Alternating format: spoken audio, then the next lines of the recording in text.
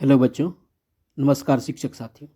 आप सभी का स्वागत है मेरे यूट्यूब चैनल रीमेक एडुकात में। आज हम लोग इस वीडियो के माध्यम से बिहार बोर्ड कक्षा 8 के भूगोल विषय यानी हमारी दुनिया के इकाई 2 पाठ को हम लोग पढ़ेंगे, यानी इसके प्रश्न उत्तर को हम करेंगे। प्रश्न उत्तर ही नहीं करेंगे, अभ्यास प्रश्न उत्तरी जो दिया गया हो केवल हम उसे ही नहीं करेंगे, अपितु पाठ के अंदर जो हमने पढ़ा है और उसमें से जो आपको महत्वपूर्ण टॉपिक्स यानी महत्वपूर्ण तथ्य निकल के आए हैं, इंपॉर्टेंट चीज़ निकल के आए हैं, यानी जो उसमें से वन लाइनर क्वेश्चन निकल के आए हैं, उन सब के उत्तर भी हम इस वीडियो में जानेंगे। तो पहले हम उस महत्वपूर्ण तथ्य को, जो याद करने वाली चीज़ें होती हैं, जो नौकरी और जॉब में भी काम आता है और आपके परीक्षा में जो जो वस्तुनिष्ठ प्रश्न आएंगे, इससे भी वो संबंधित है। तो पहले हम उसे देखते हैं और फिर हम अभ्यास प्रश्नों को देखेंगे। तो आइए वीडियो को शुरू करते हैं और जानते हैं कि क्या क्या है महत्वपूर्ण तथ्य। सबसे पहला है स्थानांतरित कृषि।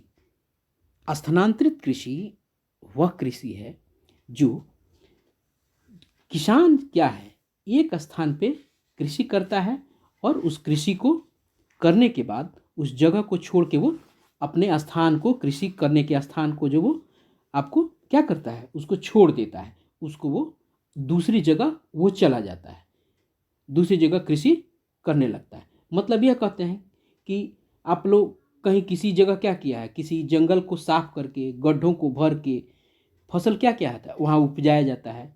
सालों साल फसल उपजाते रहने से क्या होता है, उस ज़मीन की उर्वरता जो है उसकी उर्वरता शक्ति कम हो जाती है। तो क्या किया जाता है, वहाँ लोग क्या करते हैं कि ज़मीन को उसको छोड़ देते हैं, खेती करना वहाँ छोड़ देते हैं और दूसरी जगह कृषि करना शुरू कर देते हैं। और जंगल में ज़्यादातर ऐसे किया जाता है। और क्या होता है, जंगल के किसी दूसरे हिस्से में साफ करके फिर वहाँ खेती करना शुरू कर दिया जाता है। उसी को स्थानांतरित कृषि कहा जाता है, यानी कृषि करने के स्थान के में आने वाले अंतर की व्यवस्था को स्थानांतरित कृषि कर की संज्ञा दी जाती है। अब देखिए, अलग अलग राज्यों में स्थानांतरित कृषि को अलग अलग नाम से भी जाना जाता है। तो आइए देखते हैं किस राज्य में क्या कहा जाता है स्थानांतरित कृषि को, और देशों में भी इसके अलग अलग नाम है। ऐसा नहीं है केवल हमारे यहाँ भी स्थानांतरित कृषि की जाती है, दूसरे देशों में स्थानांतरित कृषि की जाती है जिसका नाम अलग अलग है। आइए देखते हैं अपने देश में, अपने यहाँ देश के अलग अलग राज्यों में क्या नाम है। असम और उत्तर पूर्व में इसे झूम खेती कहा जाता है। आंध्र प्रदेश में इसे पोडू कहा जाता है। उड़ीसा में इसे पामाडाबी कहा जाता है। केरल में इसे कुमारी कहा जाता है। राजस्थान में इसे बालरे कहते हैं। हिमालय क्षेत्र में इसे खील कहा जाता है और झारखंड में इसे कुरुल कहा जाता है। ये सारे के सारे क्या हैं, किसके नाम हैं, ये सारे के सारे स्थानांतरित कृषि के अलग अलग नाम हैं। यानी पोडू, पामाडाबी, कुमारी, वालरे, खील, कुरुल, ये सब के सब आपको, ये जैसे ये झूम खेती बहुत फेमस है। ये पूछी जाती है, ज़्यादातर परीक्षाओं में प्रश्न पूछी जाती है। आइए आगे देखते हैं क्या है। अब देखिए, अलग अलग देशों में भी उसके अलग अलग नाम हैं। जैसे वेनेजुएला में क्या कहते हैं, कोको कहते हैं। मलेशिया में उसे लदांग कहते हैं। मेक्सिको में इसे मिल्पा कहते हैं। ब्राज़ील में क्या कहते हैं, उसको रोका कहते हैं। यानी ये जो देश हैं प्रमुख जहाँ झूम खेती यानी स्थानांतरित खेती की जाती है, वहाँ स्थानांतरित कृषि को इन नामों से जाना जाता है। क्लियर है। चलिए आइए देखते हैं अगला पॉइंट क्या है। झूम खेती में मुख्य रूप से चावल और मक्के की फसल उगाई जाती है। मुख्य रूप से, ऐसा नहीं है सिर्फ, मुख्य रूप से ज़्यादातर चावल और मक्का ही झूम खेती में उगाई जाती है। क्लियर है। चलिए आगे देखते हैं क्या है। एक ही खेत में और एक ही वर्ष में अनेक फसलों को उगाना गहन कृषि कहलाता है। यानी खेत एक ही है लेकिन एक वर्ष में अलग अलग फसल उगाया जाता है। यानी कुछ महीनों तक एक फसल, उसके बाद फिर दूसरा फसल, उसके बाद फिर दूसरा फसल। अगर एक ही वर्ष में अगर एक ही ज़मीन पर कई फसल उगाया जाता है, इसी को गहन कृषि कहा जाता है। और हमारे यहाँ कौन सी कृषि है, ऐसी कृषि ही गहन कृषि ही होती है। हमारे यहाँ देखिएगा ना, धान होता है और धान का फसल जब कटेगा तो क्या होता है, गेहूँ लगा लिया जाता है। गेहूँ के बाद क्या होता है, कुछ और फसलें लगा ली जाती है। अलग अलग सब अलग अलग ऋतुओं में अलग अलग फसल होती है। ऋतु के अनुसार हमारे यहाँ फसल लगता है और कई देखिएगा 3 प्रकार के फसल कभी कभी हो जाते हैं आपके यहाँ, हमारे यहाँ। आइए देखते हैं आगे क्या है। अब देखिए बिहार में गहन कृषि किया जाता है। अभी जैसे मैंने बताया ही कि बिहार में क्या किया जाता है, गहन कृषि किया जाता है। उसके बाद देखिए आगे देखते हैं अगला पॉइंट क्या है। जिस कृषि से उत्पादित फसल, यानी जिस माने खेती से जो फसल उत्पादित होता है को बिक्री के लिए, यानी उसको बेचने के लिए बड़ा बाजार उपलब्ध हो। यानी अगर कोई खेती हो रही है, उसमें से फसल उपज रहा है और उसको बेचने के लिए अगर बड़ा बाजार उपलब्ध होता है, वैसे कृषि को क्या कहते हैं, वाणिज्यिक कृषि कहते हैं, जिससे पैसा आता है। यानी कोई बहुत सारी चीज़ें, बहुत सारी खेती के फसल से पैसा आता है, लेकिन कुछ ऐसी खेती से जो फसल निकलती है उसके लिए बहुत बड़ा बाजार उपलब्ध है, बहुत ज़्यादा खरीदार है, बिक्री के लिए बहुत बड़ा उसके लिए वो एक उपभोक्ता वर्ग है, उसको क्या कहते हैं, वाणिज्यिक कृषि कहा जाता है। और उत्तर बिहार में मखाना, केला, तंबाकू की जो खेती है ये वाणिज्यिक कृषि कहा जाती है। केला आपको वैशाली जिले में होता है, मखाना दरभंगा में होता है। ये आपको ये सारी चीज़ें जो खेती है ना, ये वाणिज्यिक कृषि के अंतर्गत आता है। ठीक है, आइए आगे देखते हैं आगे क्या है। आगे यह एक चक्र है दिल्ली। आइए देखिए प्रमुख फसल, चक्र में क्या दिख रहा है आपको, प्रमुख फसल। कौन कौन सी फसल है भाई, एक खरीफ है, एक रबी दिख रही है और एक जायद दिख रहा है। यानी प्रमुख 3 प्रकार की फसलें होती हैं, एक खरीफ होता है, एक रबी होता है और एक जायद होता है। देखिएगा ये जो जायद फसल है, ये जायद फसल आपको किसके बीच में है, रबी और खरीफ के बीच में। रबी फसल के बाद और खरीफ फसल के बीच में जो समय बचता है उसमें कुछ फसल भी किसान उगा लेते हैं और उसको क्या कहा जाता है, उसको कहा जाता है जायद फसल कहा जाता है। इसके बारे में और भी डिटेल से जानेंगे, आइए थोड़ा सा इसको और समझ लेते हैं। अब देखिए खरीफ फसल, यह जुलाई और अगस्त में लगाई जाती है, अक्टूबर नवंबर में इसको काट लिया जाता है। इसको जैसे काट लिया जाता है आपको, फिर रबी फसल की बारी आती है। रबी फसल की बुआई होती है और फरवरी मार्च में इसको काट लिया जाता है। जैसे ये फरवरी मार्च में कटा, फिर जायद फसल इस समय लगा लिया जाता है और आपको 2 महीने के बाद, 2-3 महीने में इसको काट लिया जाता है। किसको, जायद फसल को। और जैसे ये जायद फसल कटता है, यानी जून जुलाई के बाद फिर ये खरीफ फसल लगनी शुरू हो जाती है। क्लियर है। अब देखिए कुछ उदाहरण है खरीफ फसल। खरीफ फसल के क्या उदाहरण है, यह उदाहरण है। रबी फसल के ये उदाहरण है। जायद फसल के ये उदाहरण है। आइए देख लेते हैं एक एक करके। अब देखिए खरीफ फसल के क्या उदाहरण है, धान है, मक्का है, जूट है, कपास है, मूंगफली है, ज्वार है, बाजरा, अरहर, सोयाबीन, हल्दी, गन्ना। ये किसके उदाहरण है, ये सारे के सारे आपको उदाहरण खरीफ फसल के हैं। अगर कोई पूछता है ध्यान क्या है, तो धान क्या है आपका, खरीफ फसल है। आइए रबी फसल, रबी फसल के उदाहरण को देख लेते हैं। गेहूँ, जौ, चना, मटर, सरसों, राई, सूरजमुखी, तंबाकू, आलू, ये सब क्या है, आलू भी ये खरीफ रबी फसल कहे जाते हैं। जायद फसल, जायद फसल कौन कौन से होते हैं, खरबूजा, तरबूज, खीरा, ककड़ी, ये सब क्या क्या हैं, ये सब जायद फसल होते हैं। चलिए आगे देखते हैं आगे क्या है।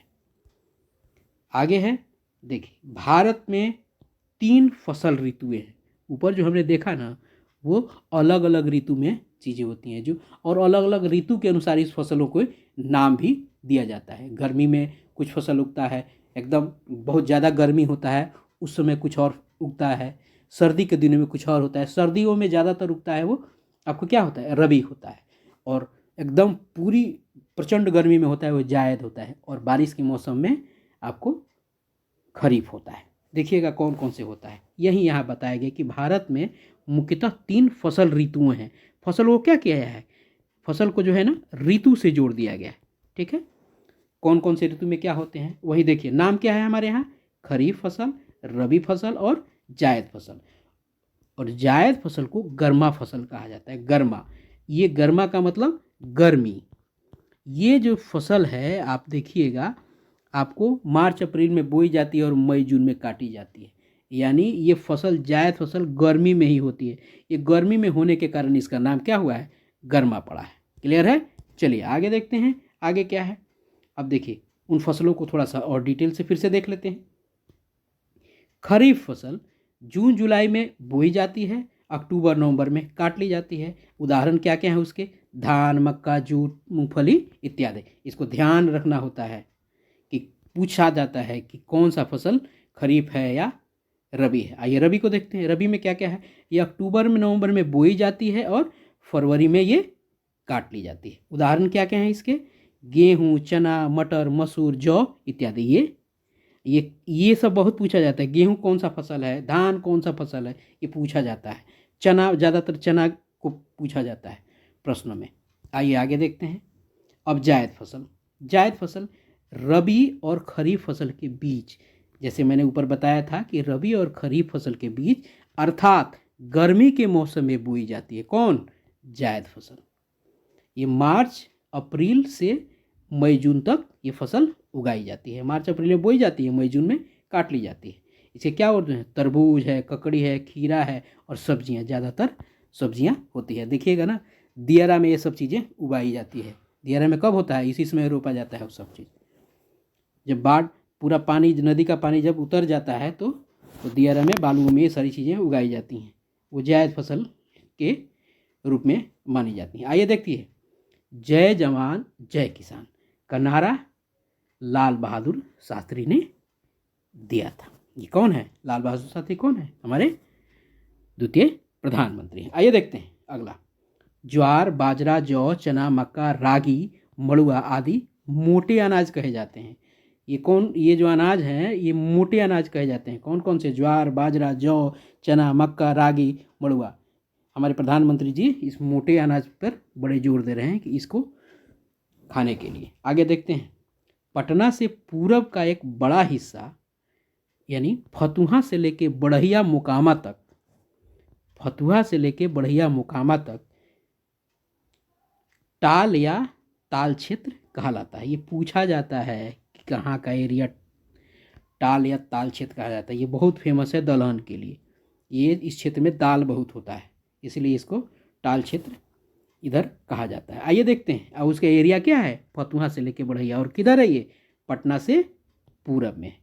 बिहार के टाल क्षेत्र में दलहन की फसल ज़्यादा होती है। अभी जैसे मैंने कहा ही, यहाँ दलहन की फसल जो क्या है बहुत होती है। बिहार में पूछा जाएगा कि दाल की खेती कहाँ होती है, दलहन की कहाँ होती है, तो कहा जाता है कि टाल क्षेत्र में। नारियल की फसल दक्षिण भारत डेल्टाई क्षेत्र के समुद्रीय तटीय इलाकों में खूब होती है। नारियल की फसल दक्षिण भारत में जो है ना, जो डेल्टाई क्षेत्र हैं यानी समुद्री तटीय क्षेत्र, समुद्र के तट के क्षेत्र वाले हैं, वहाँ बहुत ज़्यादा ये आपको नारियल की खेती होती है। देखिए आगे देखते हैं। सरसों राजस्थान, यूपी, हरियाणा, पंजाब में खूब उगाया जाता है। क्या? सरसों। कहाँ कहाँ होता है? ज़्यादातर उपजाए होता सब जगह, बिहार में भी होता है, लेकिन ज़्यादा होता है अधिक मात्रा में। हमारे यहाँ कम मात्रा में होता है। तो सरसों ज़्यादा कहाँ होता है? राजस्थान में होता है, यूपी में होता है, हरियाणा में होता है, पंजाब में भी होता है। आगे हम लोग देखेंगे कि इन सब में सबसे ज़्यादा कहाँ होता है। हमने एक लिस्ट बना के नीचे लगा रखा है। अब देखिए सोयाबीन। सोयाबीन के बारे में बहुत प्रश्न पूछे जाते हैं। सोयाबीन कहाँ होता है सबसे ज़्यादा? मध्य प्रदेश में। ये और कहाँ कहाँ होता है? महाराष्ट्र में भी खूब होता है। क्लियर है? चलिए आइए आगे देखते हैं। आगे अब देखिए, यहाँ हमने एक लिस्ट लगाई है कि कौन चीज़ कहाँ होता है और सबसे बड़ा उत्पादक राज्य कौन कौन सा है। भारत में धान का सबसे बड़ा उत्पादक राज्य कौन सा है? पश्चिम बंगाल। भारत में गेहूं का सबसे बड़ा उत्पादक कौन है? उत्तर प्रदेश। भारत में गन्ने की सबसे बड़ा उत्पादक क्या है? उत्तर प्रदेश। भारत में मूंगफली का सबसे बड़ा उत्पादक गुजरात। भारत में चाय का सबसे बड़ा उत्पादक असम। भारत में बांस का सबसे बड़ा उत्पादक भी असम। भारत में जूट का सबसे बड़ा उत्पादक पश्चिम बंगाल। भारत में तंबाकू का सबसे बड़ा आंध्र प्रदेश। टोबैको कहाँ? आंध्र प्रदेश। उसके बाद भारत में केले का सबसे बड़ा उत्पादक कौन सा राज्य है? तमिलनाडु है। भारत में केसर कहाँ मिलता है? जम्मू कश्मीर में। मैंने एक पूरे भारत का नक्शा लगा के उसमें पूरे हर एक पर्टिकुलर राज्यों में क्या क्या उगाए जाते हैं उस सबको लगा दिया है। आप उसको देख लेंगे, मैं आगे नीचे बताऊंगा। वीडियो को रोक करके आप उसको अपने नोटबुक में जरूर उतारिएगा। भारत में प्याज का सबसे बड़ा उत्पादक क्या है? महाराष्ट्र। कहते हैं नासिक का प्याज बड़ा लाल होता है। नासिक कहाँ है? महाराष्ट्र में। काली मिर्च का उत्पादक कौन सा राज्य है? केरल है। सबसे ज़्यादा उत्पादन यहीं होता है। भारत में कपास कहाँ का उत्पादक सबसे ज़्यादा कहाँ होता है? गुजरात में होता है। भारत में कॉफ़ी, चाय असम में है, कॉफ़ी कहाँ है? कर्नाटक में। इसे याद रखना है, कर्नाटक। क्लियर है? चलिए आगे देखते हैं अगला क्या है हमारे पास। देखिए यही है जिसको मैंने कहा था, इसको जैसे देखिए मैंने कहा ये जम्मू कश्मीर है, जम्मू केसर है, सेब है, आपको ये आपको उत्तराखंड है। उत्तराखंड में क्या क्या है?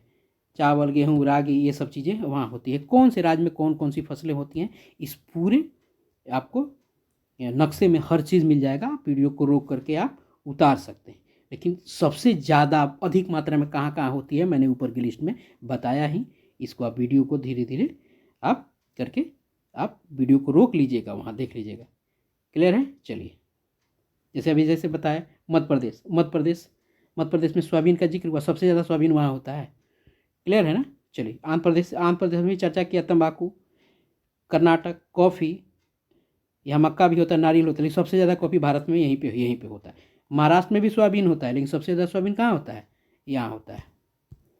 चलिए आगे देखते हैं। आप इसको रोक लीजिएगा और रोक करके देखिए, कॉफ़ी तमिलनाडु में भी होता है, कर्नाटक में भी होता है, लेकिन कर्नाटक में क्या होता है? सबसे ज़्यादा होता है। ठीक है ना? चलिए देखिए मसाला प्रदेश कहा जाता है। काली मिर्च यहाँ भी, ये केरल है, ये केरल में जो है ना मसालों का राज्य कहा जाता है वो। आइए आगे देखते हैं क्या है। अब देखिए आगे हरित क्रांति जो है ये कृषि से संबंधित है। जर्मन वॉलोव इसके प्रणेता थे। आइए आगे देखते हैं। हरित क्रांति 1960 ईस्वी के दशक में आरंभ हुआ। कब हुआ? 1960 में। इंदिरा गांधी नहर परियोजना राजस्थान प्रदेश से संबंधित है। ठीक है, पंजाब से होते हुए उधर जाता है। चलिए आगे देखते हैं। अब देखते हैं कि जो कुछ अनाज जो है इसके लिए कौन सी मिट्टी ज़्यादा बेनिफिशियल होता है, किस मिट्टी में ये ज़्यादा उपज इसकी होती है, और कितना वर्षा चाहिए, कितना इसको टेम्परेचर चाहिए। किताब में पूरा का पूरा आपको एक ब्लॉक बन के उसने लिस्ट लगाया हुआ है, उसी चीज़ को मैंने यहाँ डाला है। आइए देख लेते हैं, आप किताब में भी जरूर देख लें। धान यानी चावल को कितना तापमान चाहिए? 25 डिग्री से ऊपर चाहिए। वर्षा कितना चाहिए इसे? 75 से 100 सेंटीमीटर चाहिए। और इस किस मिट्टी पे होता है? चिकनी और दोमट मिट्टी पे होता है। कौन से? चिकनी और दोमट मिट्टी पे होता है। ठीक है, आगे देखते हैं। गेहूं। अब देखिए गेहूं का क्या है? 10 डिग्री से 15 डिग्री बुआई के समय, अब 20 डिग्री से 25 डिग्री कटाई के समय, ये दोनों में इसका अलग होना चाहिए। और कितना वर्षा चाहिए इसको? 50 से 75। इसको बहुत ज़्यादा बारिश की ज़रूरत नहीं है। वर्षा के मौसम में धान होता है और इसको बारिश चाहिए, पानी चाहिए ना उपजाने के लिए, उसके उपज बढ़ने के लिए। और यह किस मिट्टी पे होता है? दोमट मिट्टी पे होता है। उसके बाद ज्वार है, इसको अधिक तापमान चाहिए। सब ज्वार बाजरा जो है ना ये मोटे अनाज माने जाते हैं। और वर्षा इसको कम चाहिए होता है। इसके लिए क्या चाहिए? लाल, नीली, दोमट मिट्टी, बलुई मिट्टी इत्यादि में ये उपज इसकी होती है। इसकी जो लाल मिट्टी में हो जाएगा, नीली मिट्टी में हो जाएगा, दोमट मिट्टी में हो जाएगा, बलुई मिट्टी में ये हो जाएगा। इसको आगे देखते हैं। बाजरा, इसको भी अधिक तापमान चाहिए, कम वर्षा चाहिए। ये आपको बलुई मिट्टी में क्या होता है? बाजरा जो है ना बलुई मिट्टी होगा, सारी मिट्टी पे बाजरा नहीं हो सकता है। उसके बाद देखिए रागी, इसको अधिक तापमान चाहिए, कम वर्षा चाहिए। और ये कहाँ होता है? लाल, नीली, पीली, दोमट और बलुई मिट्टी में चाहिए। जैसे ज्वार को जो चाहिए वहीं आपको रागी को भी चाहिए। मक्का क्या है? 21 डिग्री से लेकर 27 डिग्री तक इसको तापमान चाहिए। और जलोढ़ मिट्टी में मक्का ज़्यादा उपज होता है। ठीक है, चलिए आगे देखते हैं क्या है। कपास के पौधे के लिए काली मिट्टी जरूर होता है। ये मोस्ट वीवीआई क्वेश्चन है, ये बहुत पूछा जाता है। कपास किस मिट्टी में होता है? ये काली मिट्टी में ये होता है। और कपास कहाँ होता है ज़्यादा? गुजरात में। आइए देखते हैं। कपास गुजरात, महाराष्ट्र, मध्य प्रदेश, तमिलनाडु, राजस्थान में खूब उपजाया जाता है, लेकिन सबसे अधिक कहाँ होता है? गुजरात में होता है। जूट को सुनहरा रेशा कहा जाता है। ये भी मोस्ट वीवीआई प्रश्न है। जूट को सुनहरा रेशा कहा जाता है। पूछता है कि सुनहरा रेशा किसे कहते हैं, और नीचे ऑप्शन 4 दे देगा, उसमें जूट देता है। बिहार में किशनगंज, पूर्णिया, अररिया, दरभंगा, सहरसा में जूट खूब उपज होती है। जूट की क्या होती है? बिहार में किशनगंज में पूर्णिया में, अररिया में, दरभंगा में, सहरसा में जूट क्या होता है, खूब उपजता है। अब भारत में पश्चिमी बंगाल, असम, उड़ीसा में खूब उपजाया जाता है कौन सी चीज़, जूट। बिहार में इस जगह पे, और भारत में इन राज्यों में ज़्यादा होता है। बिहार में भी होता है लेकिन बहुत ज़्यादा नहीं होता है, लेकिन पश्चिम बंगाल में, असम में और उड़ीसा में ज़्यादा होता है। और इन सब में सबसे ज़्यादा कहाँ होता है, सबसे ज़्यादा पश्चिम बंगाल में होता है। ठीक है, चलिए आगे देखते हैं। अगला प्रश्न, अगला टॉपिक क्या है, चाय की झाड़ियाँ जीवन मुक्त गहरी आपको मिट्टी और ढलवां क्षेत्र में उगाया जाता है। क्लियर है, क्या होता है, चाय कहाँ होता है आपको जीवांश मुक्त। ये जो, चूंकि ये टाइपिंग में गलती हुआ है, ये क्या हो गया, ये जीवांश मुक्त, इसको हम लोग सही कर लेंगे, जीवांश मुक्त। ये जीवांश मुक्त है, जीवांश मुक्त गहरी मिट्टी और ढलवा क्षेत्रों में उगाया जाता है। क्या, चाय की झाड़ियाँ, उसकी झाड़ी ही होती है ना। आइए आगे देखते हैं क्या है। बिहार में चाय किशनगंज और पूर्णिया में उपजाया जाता है। हम चाय को कहते हैं कि आसाम में ज़्यादा मिलता है, बिहार में भी होता है, चूँकि जो पूरब का जो क्षेत्र है किशनगंज और पूर्णिया, उसमें उपजाया जाता है। उसमें क्या है, उसमें उपजाया जाता है। भारत में कॉफ़ी कर्नाटक, तमिलनाडु, केरल में पैदा किया जाता है। कर्नाटक, तमिलनाडु, केरल में पैदा किया जाता है। कहाँ पर किया जाता है, कॉफ़ी जो है कर्नाटक में, तमिलनाडु, केरल में पैदा किया जाता है। अब देखिए उसके बाद है BAO। ये BAO क्या है, BAO ब्लॉक एग्रीकल्चर ऑफिसर, यानी प्रखंड कृषि पदाधिकारी। क्या है, प्रखंड कृषि पदाधिकारी। अब देखिए एक थे श्री विधि, यह एक तकनीक है, क्या नाम है इसका, श्री विधि। इसको थोड़ा सा हम लोग जान लेते हैं, ये कौन सी तकनीक है, इसमें क्या होता है, इसको जानते हैं। यह तकनीक उत्तम बीज चयन की प्रक्रिया है, और ये चूंकि धान से संबंधित है, श्री विधि जो है ना धान से संबंधित है। इसके लिए सबसे पहले बड़े ड्रम जैसे बर्तन में पानी डालकर उसमें नमक डाला जाता है, ताकि पानी का घनत्व बढ़ जाए। इस पानी में धान के बीज डाल दिए जाते हैं। अच्छे बीज पानी की तली में क्या होता है, बैठ जाता है। नमक डाला जाता है तब वो आपको धान का बीज डालाता है, और क्या होता है, अच्छा बीज जो है वो तली में बैठ जाता है। ऐसे ही बीजों को निकाल कर सुखा लिया जाता है। इन बीजों को खेती में छींट कर पौधे तैयार किए जाते हैं। इन पौधों को उखाड़ कर पुनः एक पौधा अलग अलग रोपा जाता है। इन पौधों को कम पानी या कम उर्वरक की आवश्यकता होती है। ये विधि जो अगर पूछता है आपसे, श्री विधि किस फसल के लिए होती है, ये धान के लिए होता है। क्लियर है, चलिए यहाँ है भी टॉपिक में श्री विधि तकनीक, धान उपजाने की तकनीक है। क्लियर है। किसान श्री, ये जो किसान श्री एक पुरस्कार का नाम है, बेहतर उत्पादन के लिए किसानों को दिया जाता है। किसको दिया जाता है, ये किसान श्री जो किसको दिया जाता है, अच्छे उत्पादन के लिए किसान को दिया जाता है। क्लियर है, चलिए आगे देखते हैं। केसीसी का मतलब क्या होता है, केसीसी का मतलब होता है किसान क्रेडिट कार्ड। आत्मा, हम लोग इसमें आत्मा सामान्य भाषा में कहते हैं, ये आत्मा के एम्प्लॉई हैं, ये बीएमटी हैं। कौन कौन है, इसका नाम क्या होता है, ये आत्मा और बीएमटी संस्था जो है किसानों की मददगार संस्था है, ये किसानों की मददगार एजेंसी। आइए देख लेते हैं इनका क्या मतलब होता है। आत्मा का क्या मतलब होता है, agriculture technology management agency. Clear है।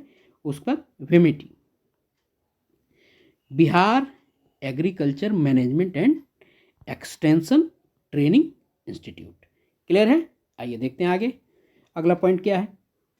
असम यानी भारत में चाय का सबसे अधिक उत्पादन करने वाला राज्य है, यानी चाय का सबसे अधिक जो असम में जो है चाय का उत्पादन किया जाता है। विश्व में चीन में चाय का सबसे अधिक उत्पादन होता है। चीन में चाय का सबसे अधिक उत्पादन होता है, किस में, विश्व में। अब पंजाब को भारत का गेहूं का कटोरा कहा जाता है। अगर पूछा जाए कि कहाँ होगा गेहूं का कटोरा, किसे कहा जाता है, तो पंजाब को कहा जाता है। विश्व में चीन में सबसे अधिक चाय होता है, और भारत में सबसे अधिक चाय क्या होता है, आसाम में होता है। कुछ दिन पहले जो है ना, भारत चाय के उत्पादन में सबसे अधिक था, लेकिन फिर चीन आगे चला गया है। आइए आगे देखते हैं।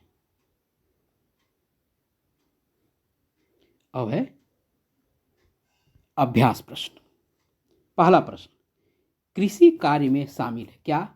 भूमि जोतना, पशु को पालना, मछली पालना, उपयुक्त सभी। तो सभी के सभी कृषि कार्य माने जाते हैं। क्लियर है? दूसरा प्रश्न, भूमि पर जनसंख्या के अधिक दबाव वाले क्षेत्र में कौन सी खेती की जाती है? झूम खेती, अंतर खेती, गहन खेती या टक फार्मिंग। तो क्या है, कौन सी खेती की जाती है? तो इसमें है आपको दूसरे का उत्तर क्या होगा? गहन कृषि। कौन सी कृषि? गहन कृषि।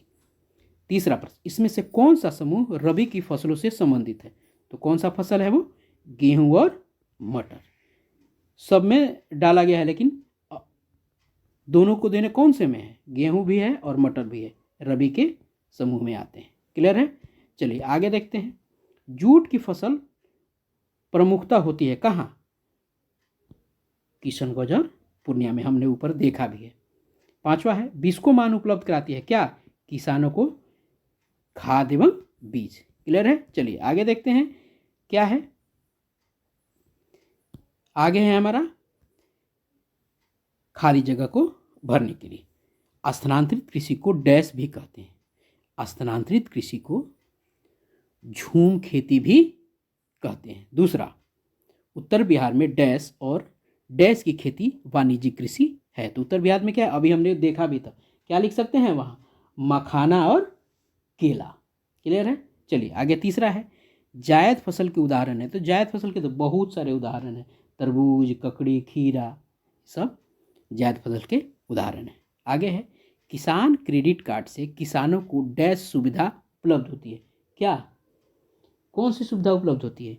वित्तीय सुविधा उपलब्ध होती है। क्या होता है? वित्तीय सुविधा, यानी पैसा वाला सुविधा मिलता है उसको।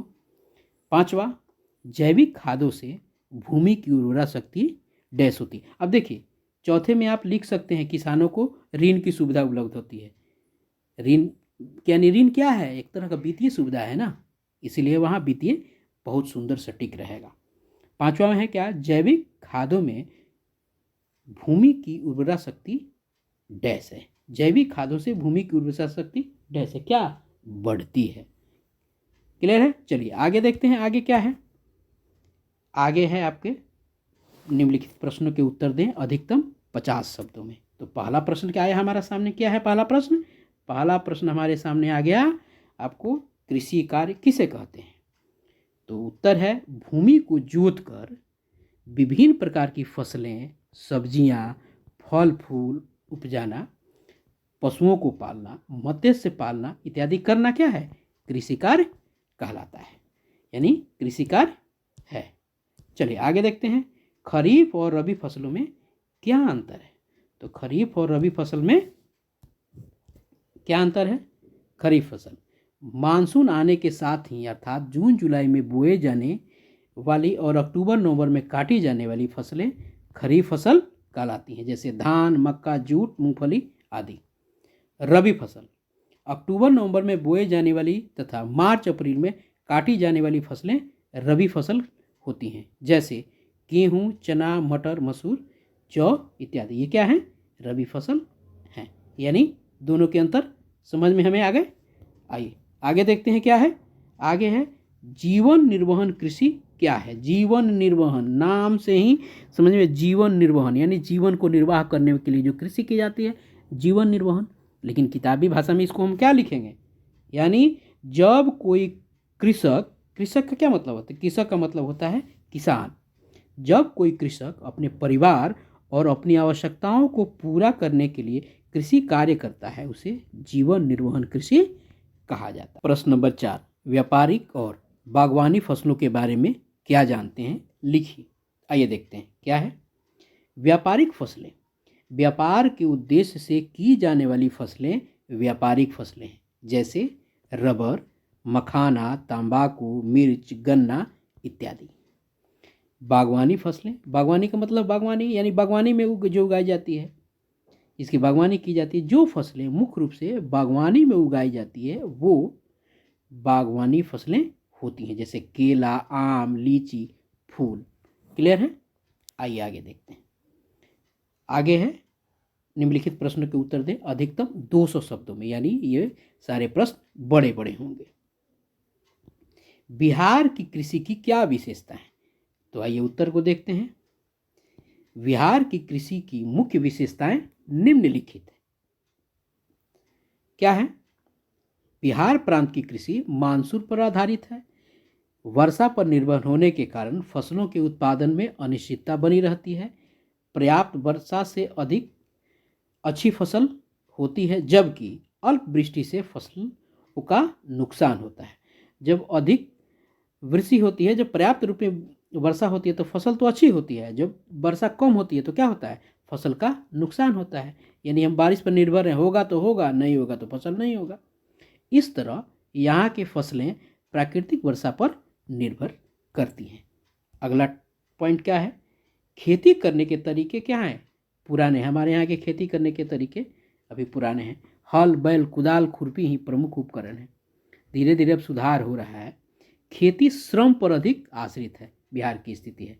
परंपरागत कृषि यहाँ की विशेषता है। और वो धीरे धीरे आ रहे हैं, लेकिन हमारी कृषि का जो है ना वो थोड़ा पुराना ही है। राज्य में कृषि जीवन निर्वहन के लिए किया जाता है। हमारे यहाँ जो कृषि है उसकी विशेषता क्या है? ये जीवन निर्वहन के लिए किया जाता है। जनसंख्या का अत्यधिक बोझ, जनसंख्या के अन्य साधनों के अभाव से कृषि ही अर्थ प्राप्ति का स्रोत है। यानी जीवन निर्वाह के लिए हमारे यहाँ कृषि की जाती है। कृषि की विशेषता है कि अभी है हमारे यहाँ। बिहार के कृषि का स्वरूप व्यावसायिक नहीं हो पाया है, लेकिन वर्तमान में बिहार में कृषि के क्षेत्र में ट्रैक्टर, पावर टिलर, वीड वीभर आदि का उपयोग बढ़ा है। धीरे धीरे ये इसका उपयोग लोग करने लगे हैं। फिर भी हम लोग क्या है, परंपरागत खेती ही करते हैं ज़्यादातर। आइए आगे देखते हैं कृषि किन कारणों से प्रभावित होती है। आइए इन सब कारणों को देखते हैं। क्या है? कृषि को प्रभावित करने वाले निम्नलिखित कारक हैं। कौन कौन से भाई? पहला, वर्षा पर निर्भरता। भारतीय कृषि क्षेत्र का एक तिहाई भाग ही सिंचित है। भारतीय कृषि क्षेत्र का 1/3 भाग ही सिंचित है। शेष क्षेत्र मानसून की बारिश पर निर्भर करती है। यानी कितना?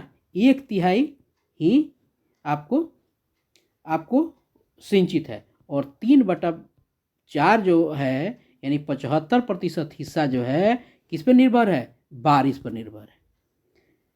कभी अल्प वृष्टि तो कभी अतिवृष्टि फसलों के उत्पादन को क्या करती है? प्रभावित करती है।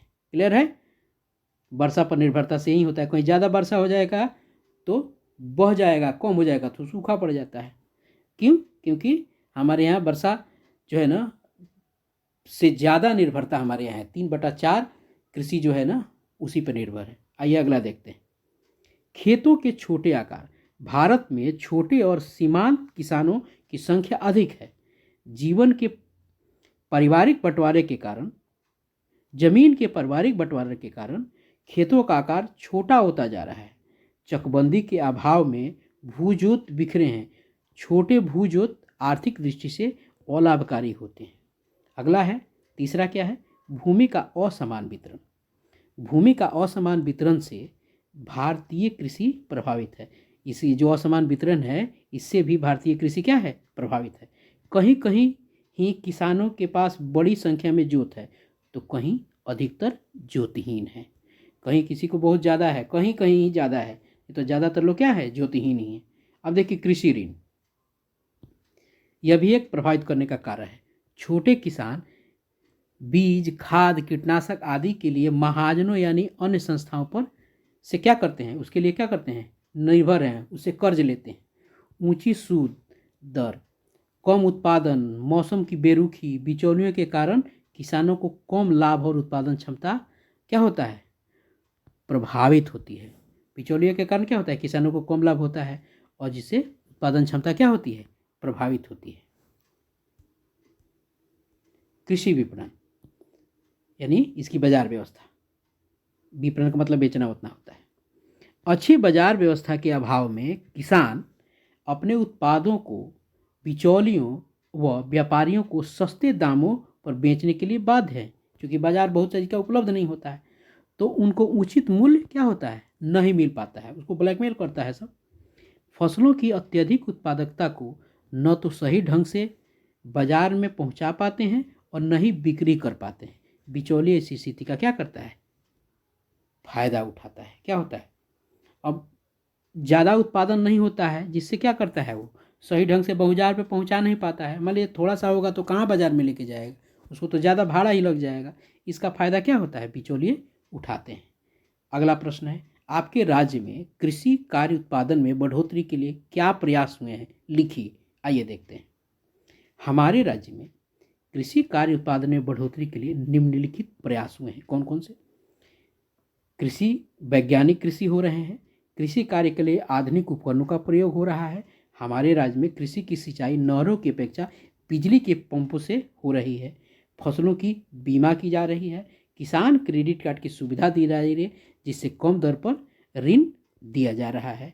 उसके अलावा मिट्टी जांच के लिए प्रत्येक प्रखंड में लैब स्थापित किया गया है, जिससे मिट्टी की क्या हो रही है, उसके स्वास्थ्य की जानकारी मिल रही है, उसकी उपजाऊपन की कैपेसिटी की जानकारी मिल पा रही है, यानी इस मिट्टी पर कौन सा फसल अच्छा से होगा, इसकी व्यवस्था सरकार ने की है। और इन व्यवस्था के अनुसार कृषि में सुधार हो रहा है और उसके आपको कृषि के कार्य उत्पादन में बढ़ोतरी के लिए सारे के सारे कार्य किए जाते हैं। इस प्रकार हमने इसमें वीडियो के माध्यम से हमने सारे प्रश्न उत्तर को देखा और जाना। आशा है आपको इससे लाभ हुआ होगा।